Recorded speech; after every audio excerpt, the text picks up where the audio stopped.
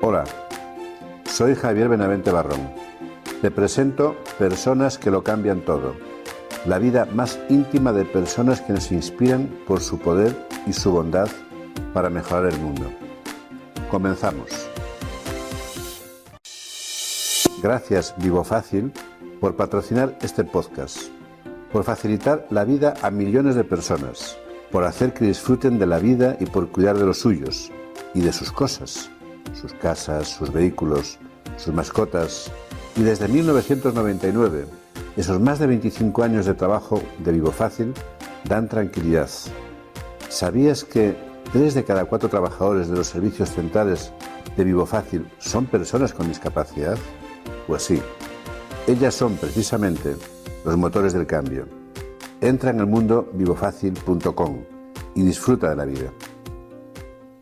Has tocado un poco el tema de salud mental, ¿no? Y estamos en un momento ahora mismo donde la salud mental, de los jóvenes especialmente, la soledad de todas las personas en general, ¿cómo crees tú que esto se puede combatir? ¿Tú te has sentido solo alguna vez, Miguel Ángel? Yo nunca. Nunca, jamás en toda mi vida me he sentido solo, pero voy a explicar algunas cosas sobre esto porque son muy importantes. La realidad es que los seres humanos estamos solos conceptualmente siempre y toda nuestra vida. Voy a explicarlo para que se entienda. El momento del nacimiento, da igual que tú tengas otros 100 bebés alrededor que están naciendo contigo, es una experiencia que vivimos en soledad. La muerte también lo es, aunque tú estés muriendo a la vez en una catástrofe con otras 500 personas, la experiencia de la muerte es una experiencia que vamos a vivir en soledad. Pero hasta ahí lo entendemos todos, pero luego un día yo me puse a pensar en qué pasa en medio, ¿no? Entre el nacimiento y la muerte. Y la realidad es que estamos tan solos, todos, a lo largo de nuestra vida, que, por ejemplo, hemos convenido, es un convenio mundial, que al caldo marrón que sale de un grano que molemos, hemos convenido todos que le llamamos café. Y entonces yo hago así y digo, qué rico, y tú haces, qué rico, fenomenal. Pero yo no tengo ni la más remota idea, ni lo puedo saber, a qué te sabe a ti el café. Yo no sé a qué te sabe a ti. Solo que hemos convenido que a esto le llamamos café. Si yo te acaricio el brazo, ¿vale? Tú puedes decir, me gusta lo que siento, fenomenal. Pero no hay forma humana de que yo sepa qué es lo que tú sientes cuando a ti alguien te acaricia el brazo. Tú no puedes saber qué es lo que yo siento. Por lo tanto, me llevé esto a todos los órdenes de la vida y me di cuenta y comprendí que estamos tan solos que todas las experiencias, todo lo que vivimos, lo hacemos en la más absoluta soledad. Una vez que tienes la comprensión de esto, entonces te das cuenta que la soledad desaparece. Porque aceptando de que todos estamos absolutamente solos, ya estamos acompañados en ese sentimiento. Por lo tanto, nos pertenece a todos, ¿no? Pero esto que acabo de explicar es en un plano profundo y existencial. Pero ahora me voy al plano social, psicológico y emocional de las personas. Sin duda ninguna, la soledad es la gran pandemia del siglo XXI. Estoy absolutamente convencido de que la mayoría de los problemas que tenemos los seres humanos empezaron a crearse, y si no a crecer y a potenciarse, el día que perdimos el concepto tribu, el día que dejamos de ser tribu. Es ahí donde empezó el concepto de la soledad. Yo que he recorrido muchas partes del mundo, que he tenido la oportunidad de estar incluso en zonas del planeta donde todavía se vive en tribu, donde este concepto de vida más apegado a la naturaleza, a la tierra, a la esencia, y desde luego con un concepto muchísimo más humanista del que tenemos aquí, aunque nos lo creamos más nosotros, donde, por ejemplo, cuando un grupo de hombres se levantaban por la mañana a cazar, daba igual quién le lanzaba la lanza final o la flecha a ese animal, daba igual quién. Al final es el grupo que salía a cazar y se volvía a la tribu y todo el mundo comía de esa comida. Si de repente en la tribu están las mamás con los niños pequeños cuidando de ellos y una mamá se pone enferma, no pasa nada, porque ese niño pasa a estar cuidado, o esos niños, hijos de esta chica, de esta mujer, pasa a estar cuidados por el resto de las mujeres de la tribu. Y esta es la forma en la que estamos diseñados para vivir. Neurobiológicamente no ha habido ninguna evolución, ninguna. Neurobiológicamente no hay ninguna evolución de los neandertales hasta aquí. Y resulta que estamos viviendo de una manera muy diferente, alejados absolutamente de lo que debería ser la esencia de la vida, de entender que la evolución humana, y esto es muy importante entenderlo, la evolución humana y la evolución de las especies desde las células, de que había un ser unicelular, ¿vale? Hasta que de repente empezaron a construirse organismos cada vez más complejos. La evolución jamás ha sido un proceso de competición. Nunca. Esto es un constructo moderno del hombre pensante. La evolución ha sido un proceso de colaboración. Hemos perdido ese concepto de colaboración, ahora estamos cada uno haciendo la guerra por nuestra cuenta, estamos en permanente competición, con un sentido exacerbado sobre la individualidad, y esto es inevitable que traiga como consecuencia esta gran pandemia del siglo XXI, que es la soledad. ¿Soluciona esto? Volver hacia atrás. Fíjate lo que te voy a decir. El futuro es el pasado. Y el único futuro posible y sano ¿cómo lo hacemos? Es el pasado. Elevando el nivel de conciencia de las personas. Es decir, esto solamente se puede hacer pues, con esta conversación que estamos teniendo. Es decir, intentando que cada vez haya más seres humanos hablando y debatiendo de esto, reflexionando sobre esto y dándonos cuenta. Imagínate, tú que eres un experto, obviamente, ¿no? Por tu trabajo, más que nadie, en temas de soledad, de acompañamiento, de atención a las personas más vulnerables. El otro día me hubiera encantado que esto que te voy a decir hubiera salido en mi cabeza, pero no, lo leí y dije, claro, esto es muy brillante, ¿no? Pero es la carta de una mujer, de una persona mayor, que dice, tenemos que volver a recuperar el concepto y la idea para que los jóvenes lo entiendan y los niños lo entiendan, que cuando uno decide formar una familia es para vivir acompañado el resto de su vida. Algo tan obvio. O sea, no formas una familia para decir, hola, porque entonces seríamos animales, ¿no? No formas una familia para decir, espera, yo estoy con este hasta los 18, ¿vale? Y luego ya que se emancipe y luego ya si eso ya nos vemos una vez al año en Navidad. Entonces tenemos que recuperar el sentido de familia, tenemos que recuperar el respeto y el valor del anciano, lo que ancestralmente era, ¿no? El sabio de la tribu, el más valorado, el más respetado, ahora es el desechado, ahora es el que aparcamos y el que pensamos que ya no tiene valor y que ya está desactualizado y que ya está fuera de tiempo. Necesitamos hacer otra cosa urgente también, que es eliminar el concepto de las generaciones. Yo defiendo y además puedo demostrar que no existen distintas generaciones, que solamente hay una generación, que es la de todos los que estamos vivos mientras estamos vivos. Y este pensamiento, que sí es mío, me vino porque una vez un sobrino mío, que ahora tiene 18 años, cuando tenía 13, Ian, me dijo, no, tío, es que claro, en tu generación. Y entonces le paré y le dije, espera un momento, vamos a ver, ¿cómo que en mi generación? Digo, ¿pero acaso no te das cuenta de que tú y yo somos de la misma generación? Y me dijo, no, porque a que no te sabes la última canción del rapero, ni me acuerdo, que no sé qué. Y le dije, no, ni sé quién es el tipo. Me dijo, ¿ves? Porque no es de tu generación. Digo, ¿me quieres decir cuál es la última canción de Amaral? Me dijo, no, no me la sé. Digo, pues esta última canción de Amaral ha salido al mercado un año después de esa que tú me cuentas. O sea, es más moderna la que yo te estoy diciendo de Amaral que la que tú me cuentas. Digo, simplemente es que a ti te gustan unas cosas y a mí me gustan otras. Pero la realidad es que cuando sale una nueva app, cuando sale un nuevo descubrimiento científico, cuando sale una nueva canción, tú y yo lo estamos viviendo a la vez. Otra cosa es que a ti te interese y a mí no, o viceversa.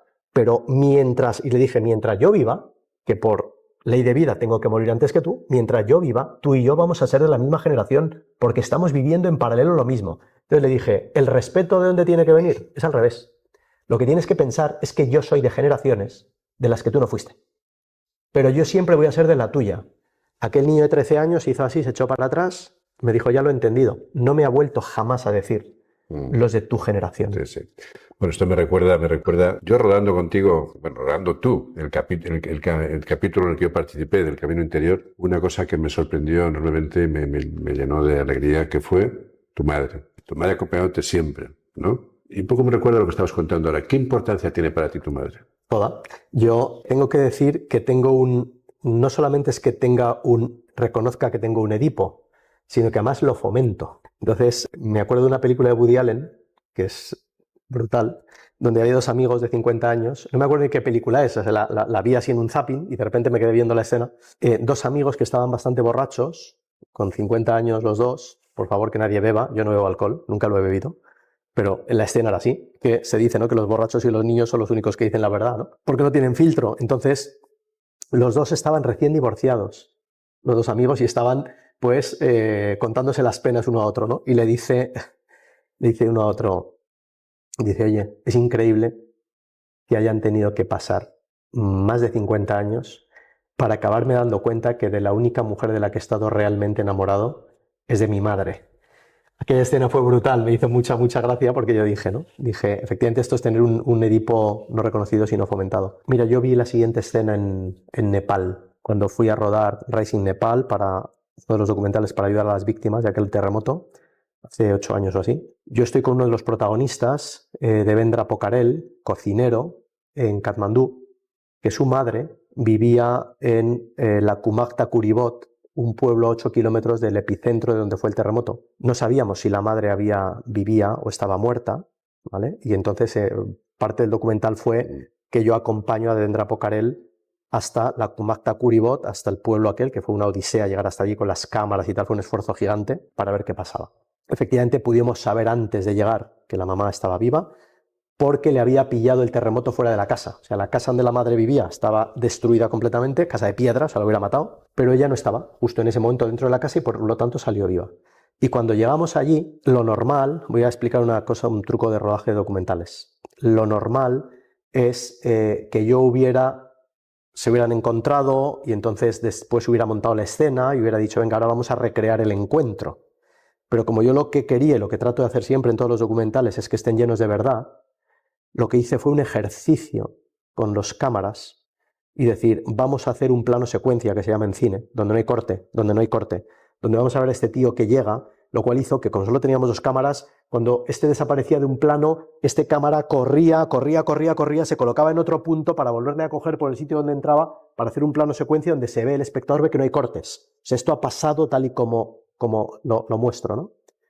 Y entonces nunca me olvido de que cuando llegó a la casa de la madre, se encuentra la madre, ¿y qué hizo este tipo? Se tiró al suelo, esto está en el documental, se arrodilló y le besó los pies a su madre. Vi aquello y entonces yo nunca he llegado a hacer esto, pero vi aquello y mi sentimiento fue, ostras, Miguel Ángel, qué bien que hayas tenido desde niño, incluso de adolescente, etcétera, siempre has tenido esta conciencia, esta consciencia de saber quién es, de saber qué es una madre y de saber lo que significa una madre y de saber quién es tu madre, ¿no? Entonces, mi madre, que claro, obviamente pues va cumpliendo años como todos, y entonces mi madre dice una frase de, ay, hijo, es que ya no soy la que era, cómo me gustaría poder ayudar más a mis hijos, y yo le digo, mamá, no entiendes que tú, y ese es el poder de una madre, tú con tu sola presencia,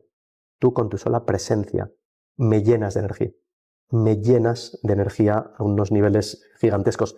No necesito que hagas nada, no hace falta ni siquiera que hagas nada, cuando a lo largo de años y años y años no ha dejado de hacer, como la mayoría de las madres por sus hijos, ¿no? Me duele mucho cuando veo actitudes en personas que no tratan a sus madres con el nivel de veneración que deberíamos todos tratarla.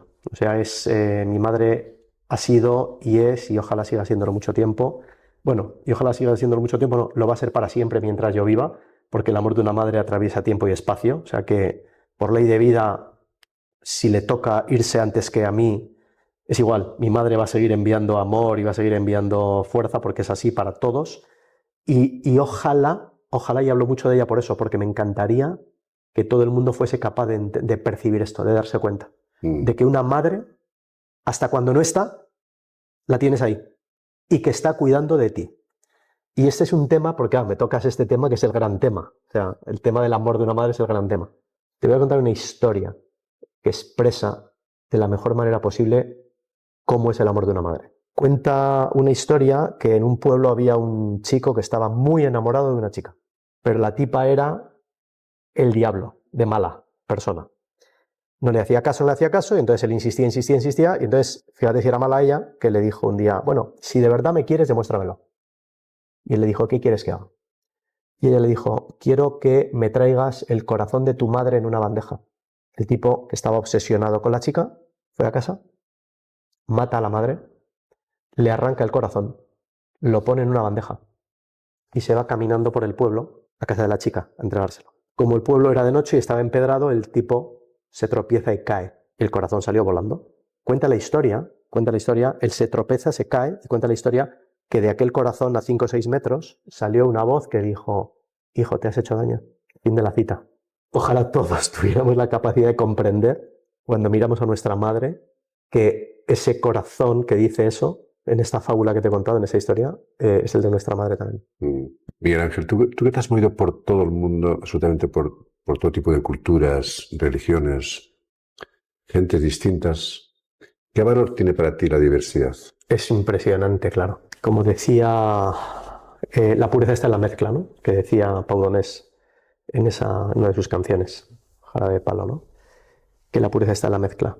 Fíjate la importancia de la diversidad tal y como yo la percibo, ¿no?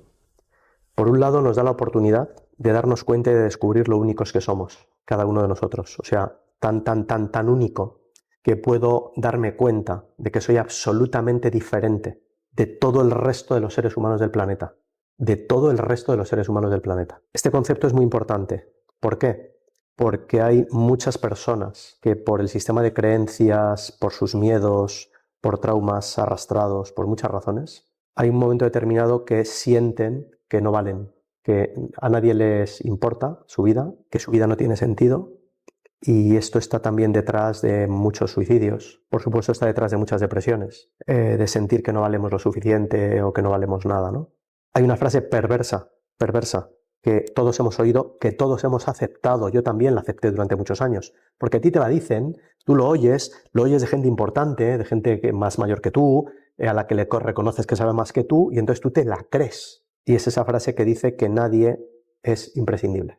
Cuando yo me di cuenta y comprendí de la vergüenza de la frase y del daño que hace esa frase, cuando la realidad es que no hay nadie que sea sustituible. Todos somos insustituibles, tanto, y somos tan únicos, que la realidad es que no hay nadie en el mundo, Javier, nadie, que pueda mirar a otro ser humano como yo le miro. No hay nadie en el mundo que pueda tocar a otro ser humano como yo le toco. No hay nadie en el mundo que pueda escuchar a otro ser humano como yo le escucho. No hay nadie en el mundo que pueda poner su hombro para que alguien se apoye como lo puedo hacer yo. Hasta este punto somos tan únicos, y es importante entenderlo. ¿Por qué? Porque en los momentos en los que la vida nos voltee, y esto nos va a pasar a todos, y nos coloque en una situación de debilidad, de vulnerabilidad, que es en esos momentos donde sentimos que ya no merece la pena, que ya que hacemos aquí, que ya no valemos, que ya a nadie le importamos. La realidad es que no, que cada vez que se apaga una vida antes de tiempo, el mundo es peor. Y el mundo ha perdido a alguien que es absolutamente insustituible.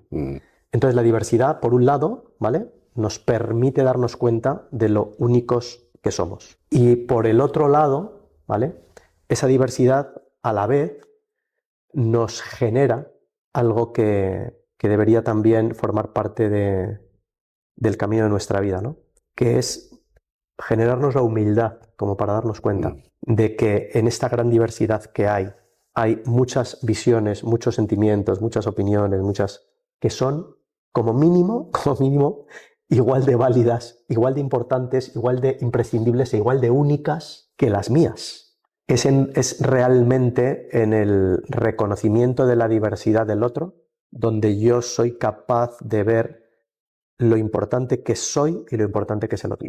Porque el tema de esta diversidad está generando problemas. Por un lado, cuando no se entiende adecuadamente la diversidad, no se pone en valor la diversidad del ser humano, sino que pensamos que todo el mundo es blanco, todo el mundo es negro, todo el mundo es amarillo, ¿no? Es decir, cada uno somos lo que somos, cada vez tenemos una cultura más diversa donde interactuamos múltiples culturas, múltiples personas, y cuando esto se gestiona adecuadamente es una de las mayores fuentes de riqueza y de innovación y de creación de valor en una sociedad. Pero cuando no se gestiona adecuadamente es una fuente de conflicto importante, ¿no? ¿Qué hay que hacer para que, desde tu punto de vista, para que todo ese mundo que tú conoces, que has estado viajando por todo el mundo y has visto que el ser humano somos un granito, cada uno de nosotros un granito dentro de ese mundo diverso, ¿no? ¿Qué hay que hacer para que esto se reconozca? Gracias, Vivo Fácil, por patrocinar este podcast, por facilitar la vida a millones de personas, por hacer que disfruten de la vida y por cuidar de los suyos y de sus cosas, sus casas, sus vehículos, sus mascotas. Y desde 1999, esos más de 25 años de trabajo de Vivo Fácil dan tranquilidad. ¿Sabías que ¿3 de cada 4 trabajadores de los servicios centrales de Vivofácil son personas con discapacidad? Pues sí, ellas son precisamente los motores del cambio. Entra en el mundo vivofacil.com y disfruta de la vida.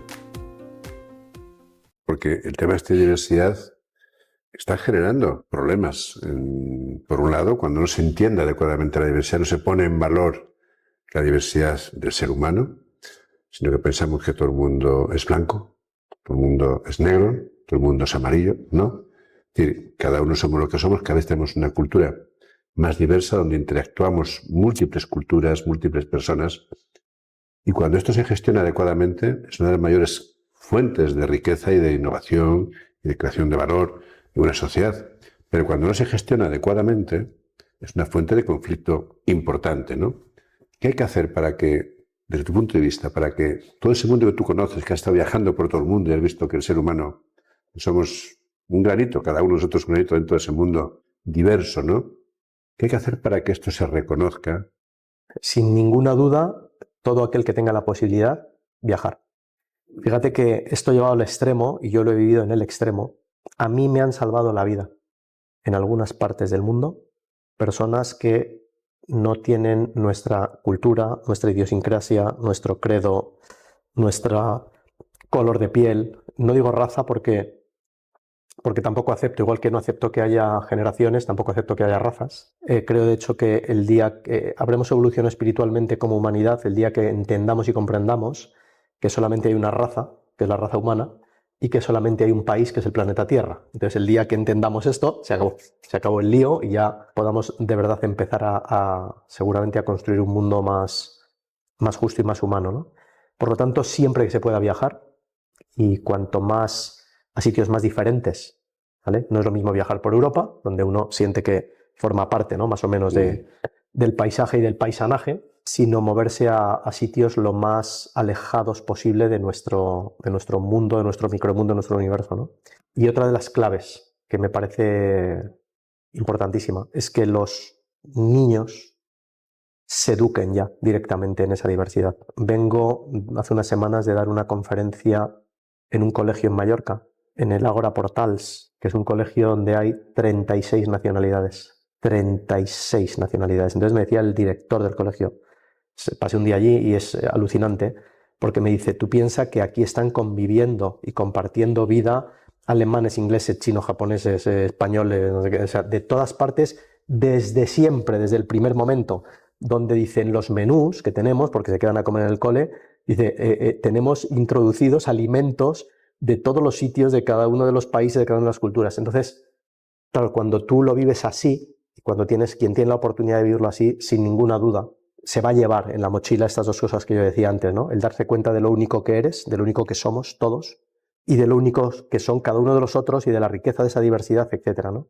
Pero claro, se pueden dar las circunstancias de no poder viajar, por lo que sea, o de no poder viajar tanto, o no poder viajar mucho, o la circunstancia de que no podemos volver al cole, porque ya estamos ahí adultos una gran masa de gente, ¿no? Y ahí yo utilizo un ejemplo que, claro, yo lo he vivido en terremotos donde he estado, en campos de refugiados, que ahora la Dana nos lo trae y nos trae este concepto. ¿Por qué suceden las catástrofes y para qué suceden las catástrofes? Pues mira, yo creo que las catástrofes suceden para darnos la oportunidad de evolucionar espiritualmente a los seres humanos. Y fíjate esto que tiene que ver con la diversidad. Cuando hay una catástrofe del tipo que sea, y ahora lo estamos viendo, donde gente de toda España, independientemente de a qué partido votes, independientemente de cuáles tus creencias religiosas, independientemente de cuál es tu equipo de fútbol, independientemente de, todo el mundo volcado a tratar de salvar vidas, a ayudar a otros seres humanos que están en una situación de vulnerabilidad, sin importarnos en absoluto de dónde son, qué piensan, qué opinan, a quién votan, etcétera, etcétera, etcétera. Tenemos que recuperar este concepto y este sentimiento. Yo creo que las catástrofes, no lo creo yo, porque yo lo haya desarrollado y pensado simplemente, es que ya me lo han dicho algunas personas. Me lo dijo en Haití una monja española, Sor Natalí, 30 años en Haití, a la que yo le digo, Sor Natalí, hay muchos haitianos que me dicen que Dios se ha olvidado de Haití por todas las desgracias permanentes que han ido sufriendo a lo largo de la historia, ¿no? Y yo pensaba que ella como monja me iba a decir, no, Dios no se olvida de nadie, Dios siempre está pendiente de todos sus hijos. Yo esperaba esa respuesta. Pero en realidad la monja lo que me dijo fue, yo no lo sé. O sea, una monja me dijo, yo no sé si Dios se ha olvidado de Haití o no. Me dijo, lo que sí sé es que esta catástrofe nos sirve para unirnos más entre las personas.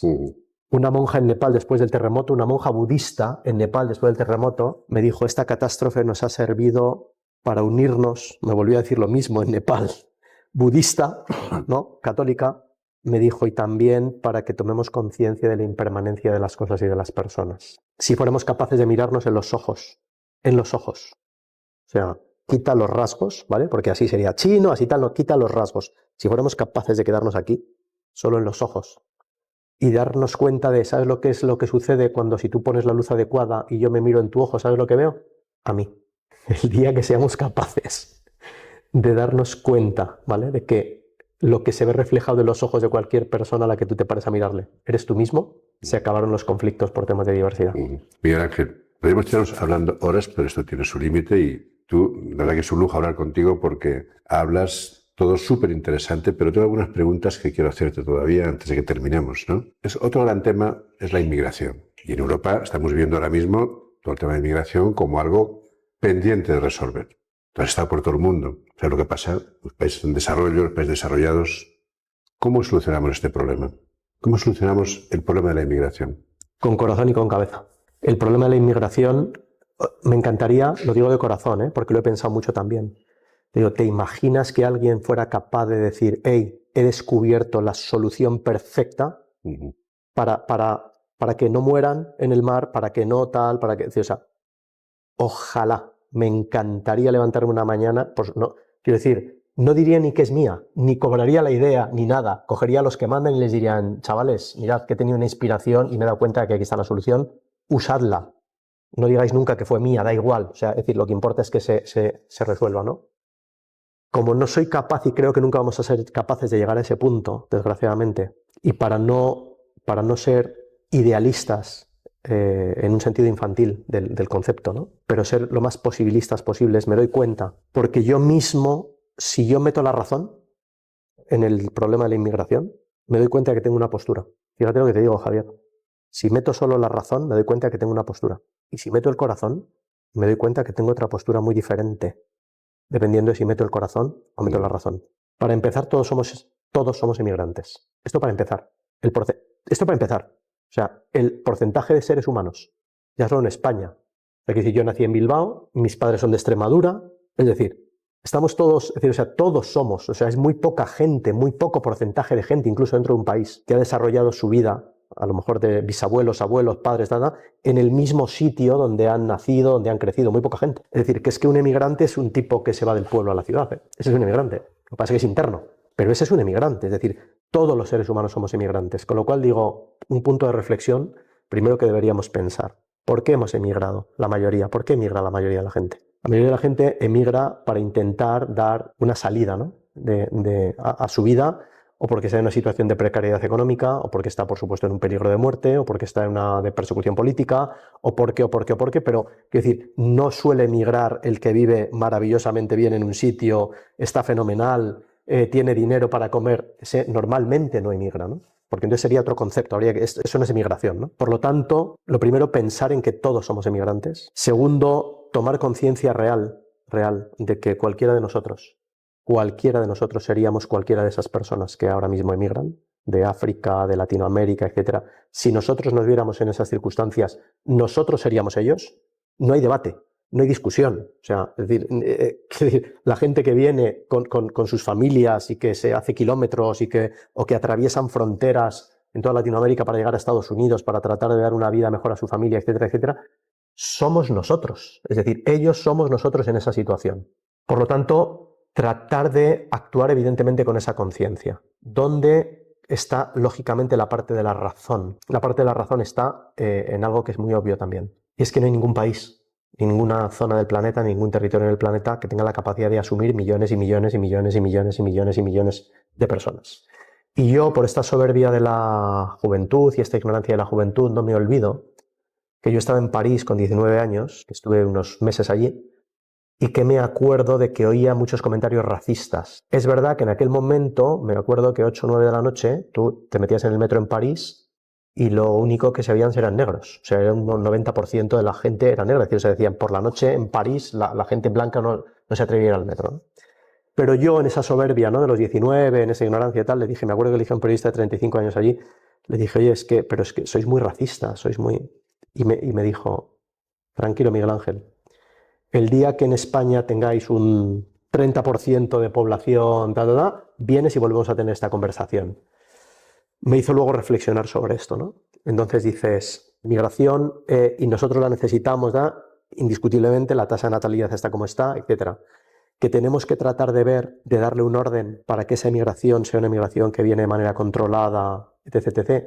Totalmente. Que yo estoy para mojarme de verdad, te digo, Javier. Yo creo que tenemos indiscutiblemente que ayudar y atender y tratar de ayudar a todas las personas que llegan, porque una vez que han llegado, están aquí y han llegado. Pero también creo que tenemos que exigir una serie de condiciones mínimas a esas personas que vienen. La primera, relacionada con la delincuencia.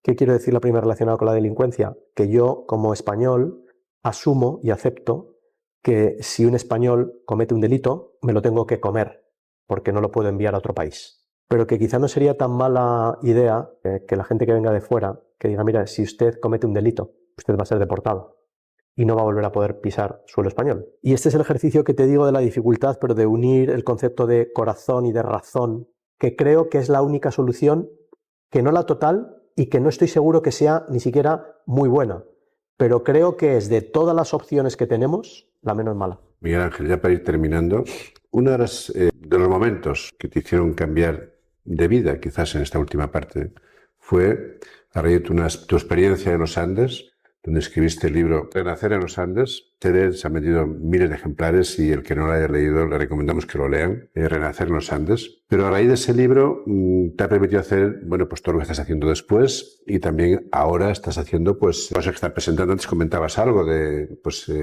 para 1000 y pico personas presentando algún acto. Es tan reciente como que he vuelto hace 6 semanas. O sea, hace 6 semanas yo estaba en el Ártico. Mira, yo no sé por qué, y fíjate que lo digo en el libro, ¿eh? En el libro digo una frase al final, digo, yo no sé por qué salí vivo, ¿vale? De los Andes, porque yo debía haber muerto. No sé por qué salí vivo. ¿Y por qué decía esto? Con todo el respeto, y lo explico en el libro, digo, porque yo sé que este libro lo van a leer personas, familiares, de otras gentes que han estado en circunstancias similares, aunque no sean los Andes, y que sus familiares han muerto. Y entonces esta pregunta lógica de por qué tú sí y yo no, por qué este sí y este no. Pero yo decía una cosa, ¿no? Digo, no sé por qué salí vivo, pero sí sé para qué salí vivo. No sé por qué, pero sí sé para qué. Y en ese concepto de para qué tiene que ver con haber comprendido y entendido cuál es el sentido de la vida. O sea, yo ya sé para qué estamos aquí. Yo ya sé cuál es el sentido de la vida. Yo ya sé cuál es la misión, no la mía, que no estaría mal, ¿eh?, que uno supiera cuál es su misión.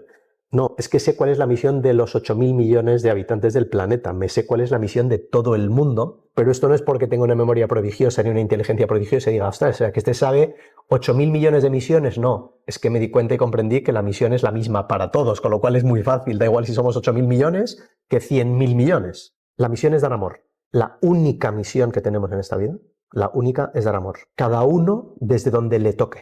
Y en el ámbito laboral, en el ámbito familiar, en el ámbito, es decir, en todos los ámbitos. Es decir, la jugada sería, claro, Teresa de Calcuta, mucho más lista que nosotros, ¿no? Y espiritualmente mucho más elevada. Claro, lo resumía en una frase bastante simple, ¿no? Que es, intenta que cada persona que se acerque en tu vida, cuando se va, haya estado contigo 1 hora, un día, 5, 7 o 10 años, ¿vale?, se vaya con un sentimiento de felicidad mayor que cuando llegó. Ya está, ¿no? Con esto, dices, ya está, ya lo hemos resuelto, porque no somos dioses, ¿no? No podemos hacer más que esto, pero esto ya serviría, ¿no? Pero no he dejado de reflexionar, he reflexionado mucho sobre algo, y es que no es la única vez que yo estoy al borde de la muerte, sino que, y lo cuento en el libro, he estado 3, ahogado y envenenado en África, además en el mismo viaje, con 13 días de diferencia, ahogado y envenenado, y 13 años después en los Andes. La diferencia es que aquellas experiencias que yo viví al borde de la muerte en África, la verdad es que no me cambiaron mucho. ¿Por qué? Porque yo estaba luchando y podía luchar para sobrevivir. Es decir, cuando yo estaba en medio del mar, donde decía vas a morir aquí ahogado, yo podía pelear. O sea, y traté de nadar y nadé hasta que conseguí salir vivo. Yo estaba en pelea. Cuando 13 días después estuve a punto de morir envenenado, yo no supe hasta que llegué al hospital de Aga Khan en Nairobi la gravedad de lo que yo estaba viviendo. Por lo tanto, como no sabía la gravedad de lo que estaba viviendo, aunque me sentía muy mal, muy mal, muy mal, muy mal, y aunque yo sentía, Miguel Ángel, te estás muriendo, pero no tenía el conocimiento científico que esto era así. Hasta que el médico me dijo, en el hospital me dijo, que sepa usted que debería estar muerto como mínimo hace ya 24 horas. O sea, es decir, yo estaba realmente, pero no tenía la conciencia. Lo que me pasó en los Andes es que la muerte caminó a mi lado. O sea, yo comprendí, sabía que no podía salir vivo de allí, sabía además por conocimiento científico cómo iba a morir y más o menos en qué franja horaria. Y entonces te tienes que enfrentar con cómo vives las últimas 13, 14 horas de tu vida en soledad, porque estaba solo, pero no en la soledad solo física, sino en la soledad terrible de que yo decía, ni mi familia que está en España sabe que yo estoy viviendo esto. Para ellos yo estoy de viaje de aventura con unos amigos y ya está, y ellos están de vacaciones aquí porque era agosto, ¿no? Entonces ese sentimiento profundísimo de soledad, de decir, te vas a morir solo, pero solo es en el concepto de que no hay nadie a quien le importe esto que tú estás viviendo en este momento, porque no hay nadie en el mundo que sepa que tú estás viviendo esto en este momento, ¿no? Aquella experiencia evidentemente me marcó tan profundo como para hacerme entender y comprender, te decía, cuál es el sentido de la vida, pero me hizo entender y comprender la urgencia de vivir, me hizo entender y comprender el milagro de que estemos vivos cada día, me hizo entender el privilegio que tenemos estando vivos cada día, me hizo entender la responsabilidad y el derecho que tenemos a celebrar la vida. Y siempre digo, tenemos la obligación de celebrar la vida, además de por nosotros mismos, por todos aquellos que ya no están. Tenemos la obligación de celebrar la vida por todas las personas que están en todos los hospitales del planeta Tierra, que mientras tú y yo estamos hablando, ahora mismo hay miles de personas que están ingresando en hospitales del mundo, de los cuales ya no van a salir. Y que si pudieran, le darían un botón para ser cualquiera de nosotros dos ahora mismo y poder estar aquí por nuestros medios, teniendo esta conversación y sabiendo que ahora terminamos la conversación y que seguimos con nuestra vida. Un rato, porque ninguno sabemos si vamos a llegar a la noche, ninguno sabemos si vamos a amanecer mañana, ¿no? Yo no quería haber vivido esa experiencia que viví. Es decir, hay mucha gente que me dice, qué bien, qué suerte que has tenido esta experiencia mística en los Andes. Y yo digo, no, dices eso porque no la has vivido tú. Para mí fue lo más traumático y horrible de toda mi vida y lo más duro de toda mi vida. Lo que pasa que tuve la capacidad de sacar la enseñanza que había en mí de esa circunstancia. Y aprovecho para decir algo que sé que es durísimo de escuchar, durísimo, porque normalmente, y en este caso lo está diciendo alguien que teóricamente está sano, ¿vale? Que teóricamente hace una vida normal, y es que todas las circunstancias negativas que nos pasan en nuestra vida, todas, tienen como objetivo darnos la oportunidad de dar un salto cuántico, espiritual. Todas. Si somos capaces de aceptar lo que estamos viviendo y si somos capaces de comprender y entender que eso que nos está pasando no es para nuestro daño, sino para nuestro crecimiento. Miguel Ángel, esto es todo súper interesante. Habrá muchísima que querrá verte en vivo y en directo, hablar contigo. Tienes un evento abierto al público, se llama Renacer. Cuéntanos brevemente, ya para terminar, simplemente para que luego puedan, el que quiera, pues acercarte a verte y un poco cómo podemos hacer para que la gente pueda contactar contigo también. Mira, bueno, contactar hoy día es muy fácil. Pones Miguel Ángel Tobías en Instagram, en LinkedIn y ya está. O sea, hoy día es muy fácil, ¿no? No hace falta dar mails, ni hace falta dar teléfonos, o sea, todo el mundo que quiere puede escribir. Y aprovecho además para decir que yo llevo mis redes sociales. Es decir, a veces me divierte porque hay gente que dice, seguro que eres el community manager de Miguel Ángel, dale las gracias por no sé qué, y entonces contesto, no, soy yo. La gente se queda como muy impactada, ¿cómo eres tú? Digo, sí, soy yo, ¿no? Porque yo no he querido perder ese contacto. O sea, para mí las redes no son un ejercicio de ego ni de negocio, sino que en realidad lo que me permite es tener un contacto directo y un feedback permanente y directo con las personas que ven o que asisten a algo de lo que hago, ¿no? En realidad Renacer es un evento de 4 horas, es un taller de 4 horas para ayudar a las personas a encontrar su propósito vital, a entender por qué nos cuesta tanto, por qué es tan difícil que vivamos la vida que cada uno siente en el corazón que debería vivir, qué es lo que nos impide y qué es lo que nos frena. Y después de que desmonto todo eso, lo que me encargo es de reflexionar y hacer reflexionar y dar algunas herramientas para que a partir de ahora, a partir de este momento en que hemos entendido y descubierto, oye, ¿qué es lo que queremos? ¿Qué es lo que nuestro corazón nos dice? ¿Por qué no somos capaces? ¿Por qué es tan difícil seguir ese camino del corazón? A partir de ahora, ¿cómo poder hacerlo, no? y realmente este evento de renacer nace del camino interior, porque hubo miles de personas que me escribían diciéndome, Miguel Ángel, ¿por qué no haces algo presencial? Nos gustaría poder escucharte de una manera presencial, más allá de lo que hemos dejado en cada capítulo en una pantalla, ¿no? Que yo explico a la gente. Los 50 minutos de cada capítulo del Camino Interior son el producto de 12 horas de grabación. 50 minutos, o sea, aquello fue un dolor. Ha sido un dolor el montaje y la edición de todo eso, porque hubiera dejado mucho más de todas las conversaciones que hemos ido teniendo, ¿no? Con cada uno de los que fuisteis protagonistas de la serie, pero no era posible. Entonces, Renacer salta a Latinoamérica ya, también, porque me lo han pedido en varios países, pero estoy diseñando ahora ya la gira, lo que va a ser la gira de Renacer en España para el año que viene, y otro evento que también he decidido poner en marcha, que tiene que ver con la muerte, que tiene que ver con la comprensión de la muerte, el sentido de la muerte, la comprensión de la muerte y el duelo, que es algo que a todos evidentemente nos toca. La propia nos va a tocar a todos, y si tarda mucho en tocarnos es porque muchas nos han tocado ya de seres queridos, y creo que en realidad gran problema de por qué no somos capaces de vivir la vida que queremos vivir los seres humanos es porque vivimos con un falso sentido de inmortalidad. Y como vivimos con ese falso sentido de inmortalidad, decimos cosas del tipo de ya haré la semana que viene, ya el mes que viene,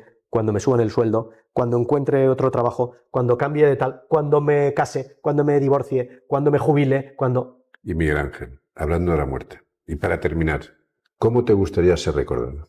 De una forma muy breve. Mira, yo ya tengo la conciencia. Bueno, primero, yo creo en la reencarnación, o sea que no pasa nada porque no hace falta que me recuerden porque voy a volver. Esto va a empezar. Y esa es buena, ¿no?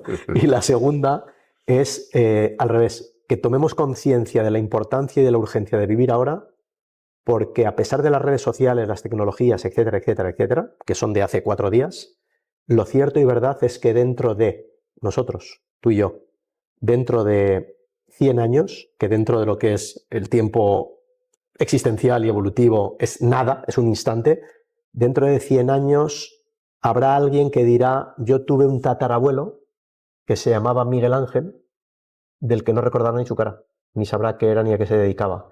Entonces, no tengo tanto ego. Como dice mi madre, que es una tía muy inteligente, hijo, las flores en vida. Muy bien. Entonces, no me recordéis cuando me vaya. ¿Entendéis? Acordaros de mí mientras estoy aquí. Buscadme mientras estoy aquí, abrazadme mientras estoy aquí, apoyadme mientras estoy aquí, queredme y aprovecharos de mí mientras estoy aquí. Luego ya da igual. Muchas gracias, Miguel Ángel. Todo un lujo. Hubiéramos estado 1 hora, 2, 3 más hablando, porque nos ha quedado pendiente el tema del Ártico, pero sea para la siguiente ocasión. Sin problema. Muchísimas gracias, Miguel Ángel. Gracias muchísimas gracias. Gracias a ti, Javier. Y enhorabuena por lo que haces. Esto es todo por hoy. Si te ha gustado, te invitamos a seguirnos, a compartirlo y a dejarnos tu valoración con 5 estrellas. Con tu apoyo podemos llegar a más personas que buscan inspiración para liderar el cambio, para transformar el mundo a mejor. Gracias por formar parte de este movimiento. Recuerda esto, no es la especie más fuerte la que sobrevive, sino la que lo cambia todo. ¿Y tú, cómo quieres contribuir al cambio? Te espero en el siguiente capítulo.